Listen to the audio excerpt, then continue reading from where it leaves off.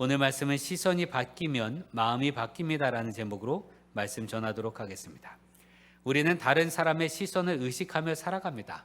그렇죠. 다른 사람이 나를 어떻게 보는지 영향받습니다.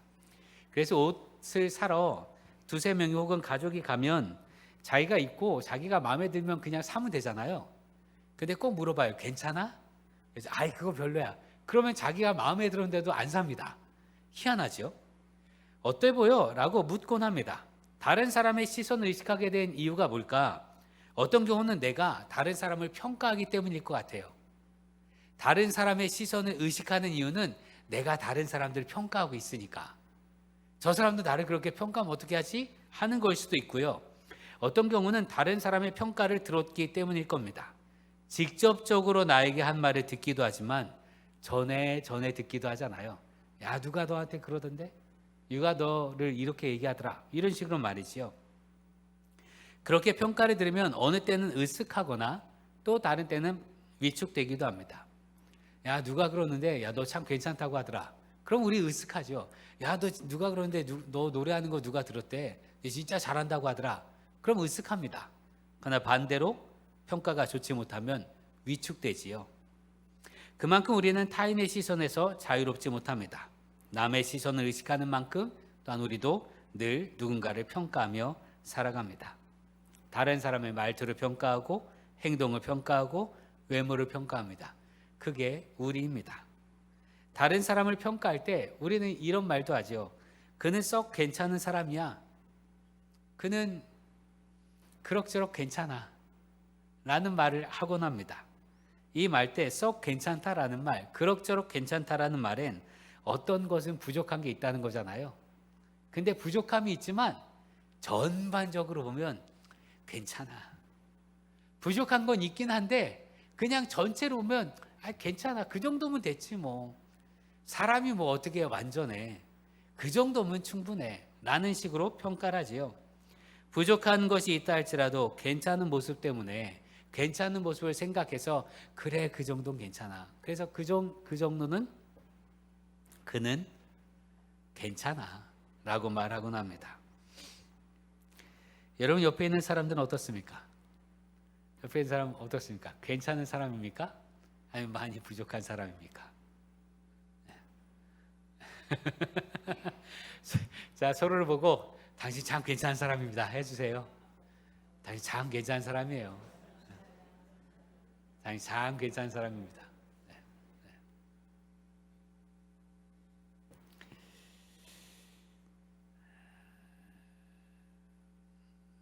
서로를 볼 때 늘 괜찮은 사람을 볼 수 있는 우리 되길 기도합니다. 부족한 게 있는데 그 부족한 게 다가 아니잖아요. 그 사람에게 좋은 것도 있었어요. 좋은 게 더 많기도 합니다.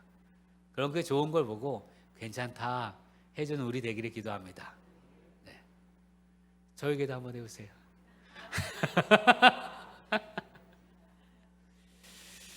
여러분 우리는 우리가 하는 평가, 다른 사람에 대한 평가할 때 내가 틀렸다거나 실수가 있다고 생각하지 않습니다. 왜냐하면 내가 그를 평가하는 건 객관적이다라고 생각하기 때문이에요. 주관적인 평가는 늘 실수와 오류가 있잖아요. 우리가 아는 것처럼 말이죠. 그런데 내가 제3자인 내가 너를 평가하는 거니까 객관적이다라고 이야기합니다. 객관적이면 옳다라고 생각합니다. 객관적인 건 정의라고 생각합니다. 더군다나 나는 도통 실수하지 않아. 내가 사람을 얼마나 잘 보는데 하면서 사람들에 대한 평가를 갖지요. 그래서 한번 갖게 된 생각을 잘 안 바꿉니다. 내 눈밖에 한번 나면 내 눈밖에 나면 끝이지 다시는 안 봐. 이게 우리 사람들의 모습이지요. 예수님을 만난 사람들도 예수님을 평가했겠지요. 사람이니까 말입니다. 예수님을 메시아로 평가한 사람들이 있는가 하면, 혹은 엘리야로 평가한 사람이 있는가 하면, 혹은 죽은 세례 요한이 다시 살아났다라고 평가하는 사람들이 있는가 하면, 예수님은 질서를 흐트러뜨리는 없애야 할 사람, 위험한 사람으로 보는 사람들도 있었습니다. 오늘 말씀 보면 2절에 사람들이 예수를 고발하려 하여 안식일에 그 사람을 고치는가 주시하고 있거늘 이라고 말합니다. 마가복음에는 사람들이라고 되어 있습니다만 마태복음과 누가복음은 바리새인과 서기관들이다라고 지적을 합니다. 예수님을 따라다닌 사람들, 그 사람들이 모두 예수님이 좋아서만 따라다닌 건 아니더라 이거예요. 성경을 보니까 말입니다. 늘 예수님 주변에 사람들이 있었는데 예수님이 좋아서 예수님의 손길이 필요해서 따라다닌 사람들도 있었지만 어떻게든 꼬투리를 잡으려고 하는 사람들도 있었다 이거예요. 그들은 예수님께서 행하신 일들과 예수님 말씀을 모두 들었습니다. 그러나 믿었기 때문에 따라다닌 것이 아니라 꼬투리를 잡으려고 캐내려고 따라다녔습니다. 사람들이 예수님을 고발하려고 주시하고 있었습니다. 왜일까요? 특별히 바리새인과 서기관들이 예수님을 잡으려고 쳐다봤다고 하는데 그 이유 중에 하나가 안식일에 고쳐주는가 고치지 않는가 보려고 했다는 겁니다. 그들은 말이죠, 안식일엔 아무것도 하면 안 됩니다. 아무것도 하면 안 된다라는 핑계로 실제로도 아무것도 하려고 하지 않았습니다. 그런데 예수님께서는 안식일에 착한 일을 하라고 그랬어요. 안식일에 선한 일을 하라고 하셨습니다. 안식일에 생명을 살리라고 하셨어요. 바리새인과 서기관들은 아니 안식일엔 그 어떤 것도 하면 안 돼. 아무것도 하지 마. 라고 하고 자기들도 아무것도 안 했어요. 옆에서 사람이 죽어가도 가만히 있었고 옆에서 어떤 일이 벌어져도 아무 관심 없었습니다. 그런데 예수님은 옆에 사람들이 있으면 그 사람들의 아픔과 슬픔을 보시면 고쳐주셨단 말이죠. 그리고 선을 행하라고 하셨습니다. 그러니까 그냥 일반 사람들이 한 게 아니라 많은 사람들이 예수님을 따라다녔잖아요. 사람들에게 영향력이 있는 예수님입니다. 영향력이 있는 사람들이 하는 행동, 그러니까 그게 불편한 거예요. 자기 생각과 다르니 말이죠. 단지 자신의 생각과 다르기 때문만이 아니라 그동안 자신들은 안식일에 아무것도 안 하는 게 너무 편했어요. 아무것도 안 해도 되니까 얼마나 편해요. 그런데 예수님은 안식일에 선을 행하라고 하셨고 적극적으로 사랑을 베풀라고 하셨으니 불편했습니다. 이제 불편해진 거예요. 자신들이. 불편하면 어떻게 하면 됩니까? 바꾸면 됩니다. 자기 생각을 말이죠. 더군다나 그것이 진리라고 생각하면 자신의 생각을 바꾸면 되잖아요. 예수님께서 그들에게 시선을 바꿀, 마음을 바꿀 기회를 주셨습니다. 4절에 그들에게 이르시되 안식일에 선을 행하는 것과 악을 행하는 것, 생명을 구하는 것과 죽이는 것 어느 것이 옳으냐? 선을 행하는 것과 악을 행하는 것, 그 둘 중에 어떤 게 옳으냐? 사람을 살리는 것과 죽이는 것, 그 둘 중에 어떤 게 옳으냐? 물어보셨어요. 그러면 뭐가 옳아요? 너무 뻔하잖아요. 답은 너무 뻔하잖아요. 선을 행하는 게 옳고 사람을 살리는 게 옳잖아요. 너무 뻔하지 않습니까? 그럼 그렇게 생각해야 될 터인데 사람들은 그렇게 하지 않습니다. 듣는 사람들이 왜 거부했을까? 아마 그럴지도 모르겠어요. 여러분, 손이 오그라진 것만으로 사람이 살거나 죽거나 하는 문제입니까? 그건 아니잖아요. 암에 걸린 것도 아니고 심장마비 걸린 것도 아니고 갑자기 뇌졸중으로 쓰러진 것도 아니고 혈압으로 쓰러진 것도 아니고 당장 죽고 사는 문제 아니잖아요. 손이 오그라진 거 그건 뭐 평생 동안 그렇게 살았을 터인데 그건 살거나 죽거나 하는 문제 아니잖아요. 소아마비 살거나 죽는 문제 아니잖아요. 제가 3살 때 겨우 결었다고 그래요. 그래서 저희 어머니는 2살, 3살 그때까지 나 소아마비 아닌가 하고 의심했다고 그러더라고요. 근데 그게 죽고 사는 문제는 아니에요. 그래서 주님께서 선을 행하는 것과 악을 행하는 것, 생명을 구하는 것과 죽이는 것 어느 것이 옳으냐라고 물어보셨을 때 들은 사람들은 그거 죽고 사는 문제 아니잖아요.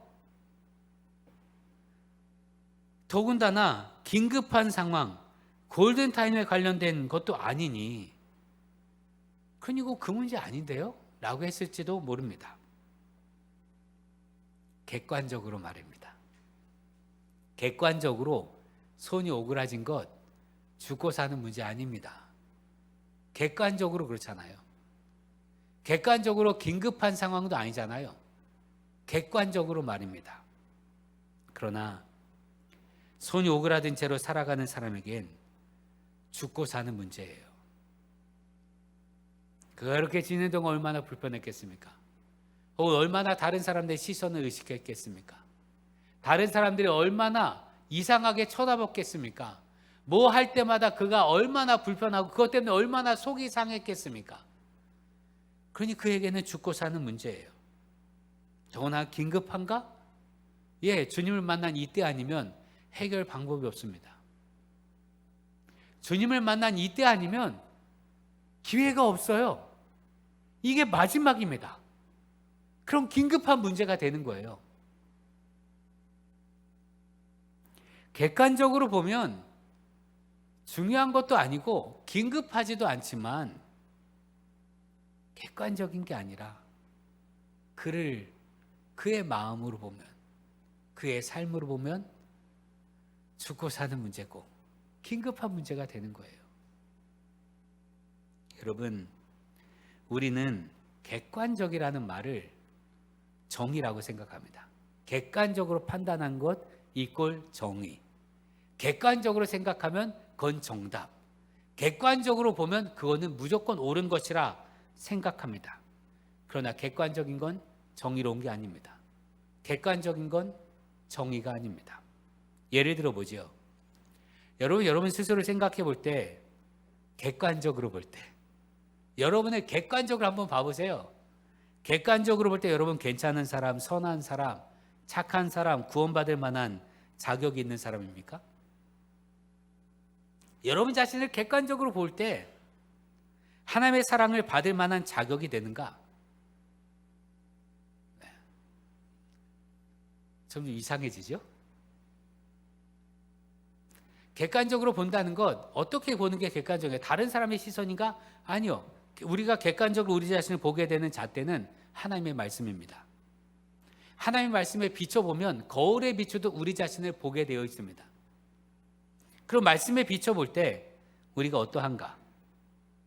말씀에 비춰, 말씀이라는 프리즘을 통해서, 말씀이라는 돋보기를 통해서 객관적으로 우리를 보면 우리가 어떠한가? 성경은 말합니다. 로마서 3장 10절에 18절 기록된 바 의인은 없나니 하나도 없으며 깨닫는 자도 없고 하나님을 찾는 자도 없고 다 치우쳐 함께 무익하게 되고 선을 행하는 자는 없나니 하나도 없도다. 그들의 목구멍은 열린 무덤이요 그 혀로는 속임을 일삼으며 그 입술에는 독사의 독이 있고 그 입에는 저주와 악독이 가득하고 그 발은 피 흘리는데 빠른지라. 파멸과 고생이 그 길에 있어 평강의 길을 알지 못하였고 그들의 눈앞에 하나님을 두려움이 없느니라 함과 같으니라. 이 많은 것 가운데 우리에게 그냥 드러나는 게 있어요. 여러분 사람들이 싸울 때 한번 보세요. 싸우는 거 구경해 보세요. 싸울 때 사람들의 말이요 진짜 독이 나갑니다. 온갖 저주가 다 나가잖아요. 싸울 때 말이에요. 싸울 때. 나는 안 그런가? 내가 실제로 입 밖으로 내진 않지만 내 마음속으로는 그렇지 않은가? 내 마음속으로 저거 하면서 온갖 독을 쏟아낸 적이 없었는가? 여러분 성경은 분명히 그런 존재라는 거예요. 우리가. 그런 사람은 의인이 아니다라고 말합니다. 그런 사람은 멸망받을, 심판받을 존재다라고 성경은 분명히 말합니다. 이것이 성경으로 보는, 객관적으로 보는 우리예요. 선한 것이 없습니다. 하나님을 두려워하지 않습니다. 하나님을 두려워했다면 그렇게 안 하겠지요. 만일 하나님을 두려워했다면 우리 이렇게 안 합니다. 그런데 순간순간 하나님에 대한 두려움이 없어요.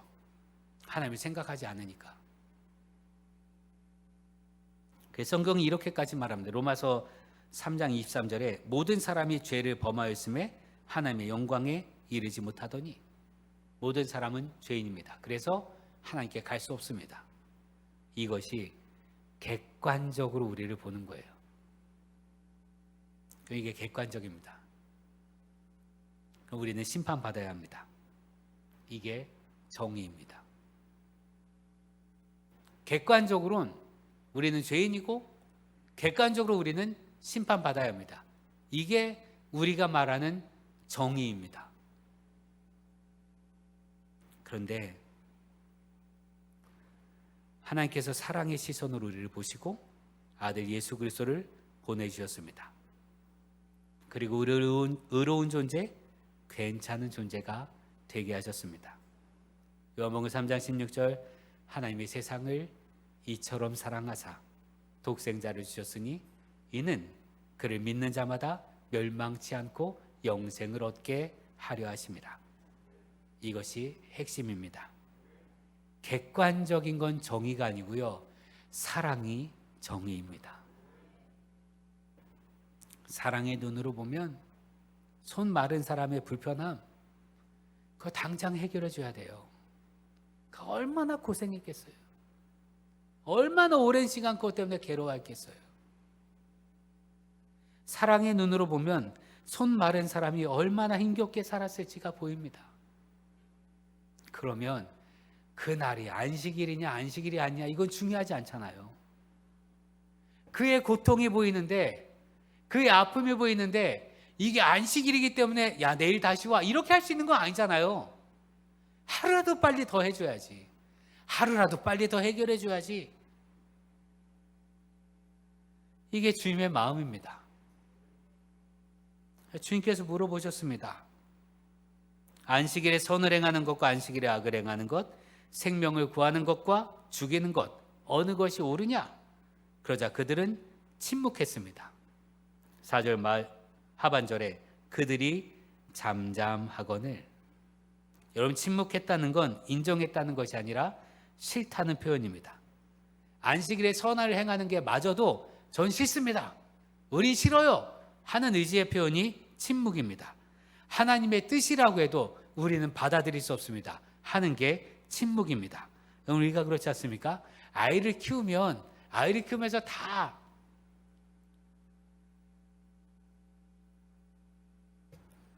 경험해 본 거예요. 그리고 사랑을 하면서 다 경험해 본 겁니다. 연애를 하면서 다 경험해 본 거예요. 어떤 거요? 어떤 때가 가장 답답하고 성질나고 짜증나고 못 견딥니까? 아이를 키울 때 말이에요. 어떤 게 가장 화가 나요? 아이를 키울 때 아이가 울거나 삐져 있어요. 왜 그래? 말을 안 해요. 아무 말도 안 해요. 이것처럼 속 터진 일이 없습니다. 그렇지 않습니까? 아이가 뭐 사고를 치는 거 이거는 괜찮아요. 수습하면 되니까. 다치거나 이런 거 괜찮아요. 때로 아이가 공부 못해도 괜찮고, 뭐 까불기만 해도 괜찮고, 그냥 늘 해피해도 괜찮고, 어디 가서 뭐 해도 다 괜찮아요. 근데 아무 말도 하지 않으면 못 견딥니다. 아이가 청소년 사춘기가 되잖아요. 방문을 걸어 잠그잖아요. 그럼 그거 미칩니다. 근데 아이가요, 사춘기 아이는 꼭 부모에게만 쌀쌀해요. 다른 사람이 다른 어른들에게 친절한 걸 보면 더 화가 나요. 저게 말이지, 내가 키웠는데. 침묵은 못 견디게 합니다. 그런데 우리가 그걸 알면서 알아서 그러는 것 같기도 한데 왜 기분 나쁘면 말 안 하냐 이거예요. 침묵이 얼마나 힘든지 알아서 그러는 것 같아요. 너 한번 당해봐. 여러분, 우리는 내 마음에 싫으면 대꾸도 안 합니다. 말도 안 섞습니다. 한마디도 안 해요. 집에서도 말입니다. 집에서 서로 말려 죽이는 거지. 이런 그걸 예수께서 뭐라고 하셨는가 하면 5절에 그들의 마음이 완악함을 탄식하사 노하심으로. 그건 죄라 이거예요. 마음이 완악한 겁니다. 주님 탄식하셨어요. 주님이 화가 나셨어요. 그들의 침묵에. 아무 말도 안 하는 거. 그들을 둘러보시고 라고 말하지요.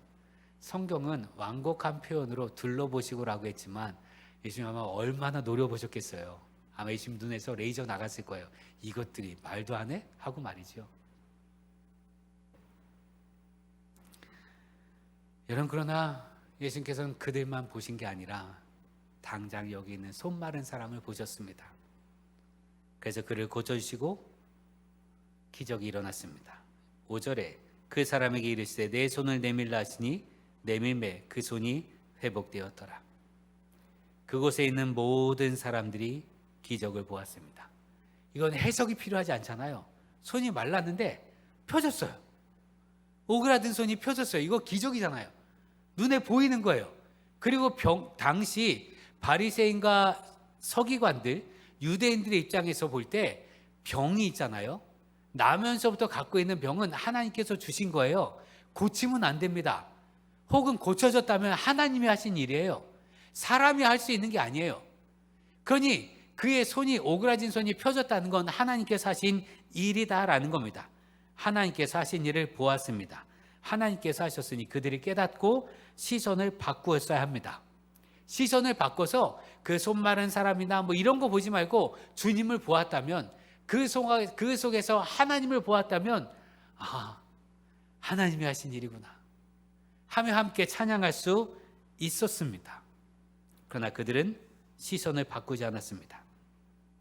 하나님을 보면 그 전에 자신들의 잘못된 생각들을 바꿀 수 있는 기회가 생겼는데 하나님을 보지 않으니까 더 큰 악을 행하게 됩니다. 6절에 바리새인들이 나가서 곧 헤롯 왕과 함께 어떻게 하여 예수를 죽일까 의논하니라.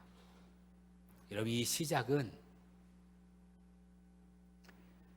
안식일에 회당에 손 마른 사람이 있었는데, 손 오그라든 사람이 있었는데 예수님을 고발할 거리를 찾아서 안식일에 고치나 안 지키나 보았을 뿐이에요.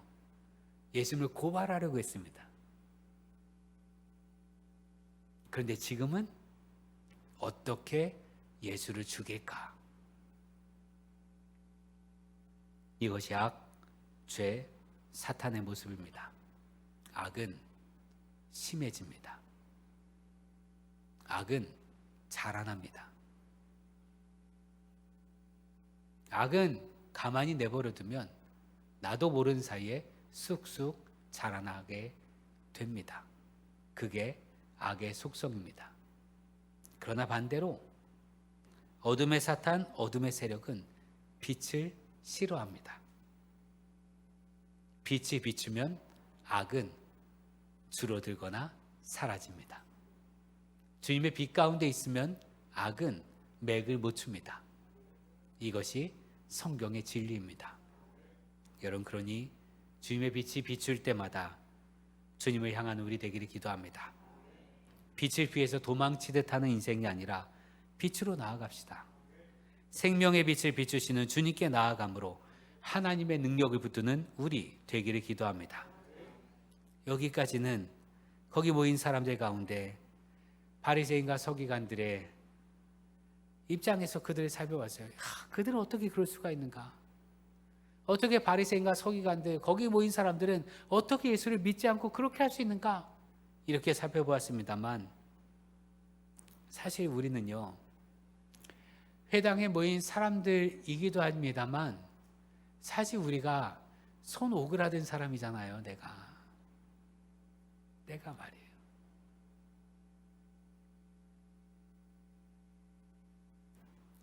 당장 죽고 사는 문제를 겪는 건 아닌데 나에게도 오랜 동안 겪은 문제가 있어요.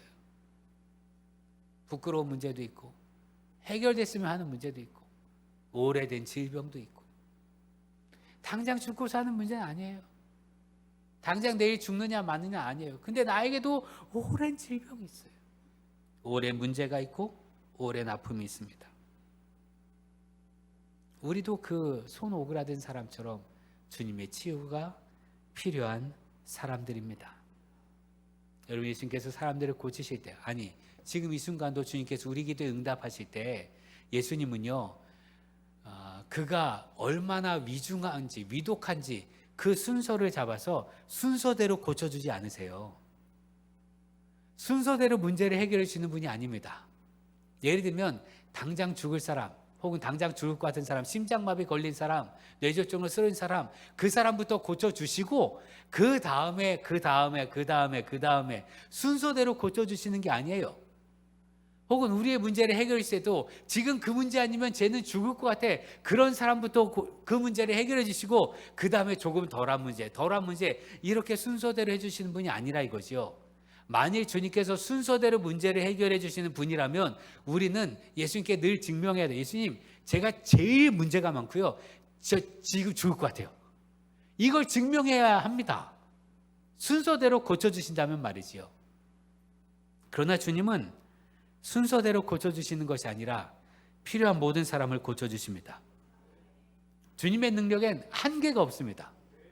모든 사람을 동시에 고쳐주십니다. 그래서 여러분이 갖고 있는 문제를 주님께 아뢰는 우리 되기를 기도합니다. 그 문제가 아무리 깊었어도, 아무리 오래되었어도, 더러운 내가 80생을 살았는데 못 바꾼 문제라 할지라도 주님께서 고쳐주십니다.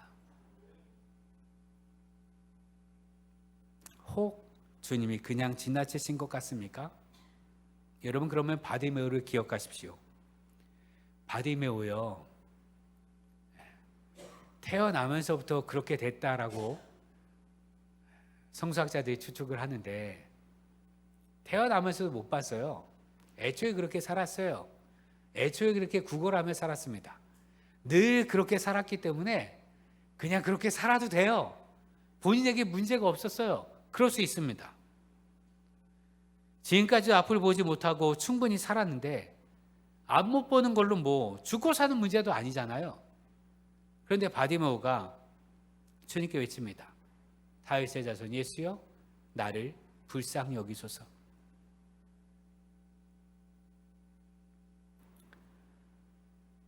늘 있었던 문제인데 그가 낫기를 원하고 주님을 부르짖자 주님께서 고쳐주셨습니다. 여러분, 주님을 찾으면, 주님께 외치면 주님 고쳐주십니다. 주님께 기도하면 그 문제 해결해 주십니다. 부르짖으면 해결해 주십니다. 내 입을 크게 열라 말씀하셨고 너는 내게 부르짖으라 말씀하셨습니다. 부르짖으면 해결됩니다. 그런데 우리가 때로는 부르짖을 용기가 없잖아요. 민망하기도 하고. 전 한 번도 안 해봤는데요. 그렇다면 여러분, 혈루병 앓던 여인을 기억하십시오. 12해 동안 혈루병으로 사람들의 손가락질을 받거나 사람들을 피해서 살았던 여인입니다. 사람들을 뚫고 지나갈 수가 없어요, 예수님께. 그래서 주님의 옷자락이라도 만져보자. 주님의 옷자락만 만졌습니다. 그때 혈루병이 나았을 뿐만 아니라 주님께서 그를 불러 세우셔서 딸아, 내 죄가 사함받았고 내가 구원받았으니 평안히 가라.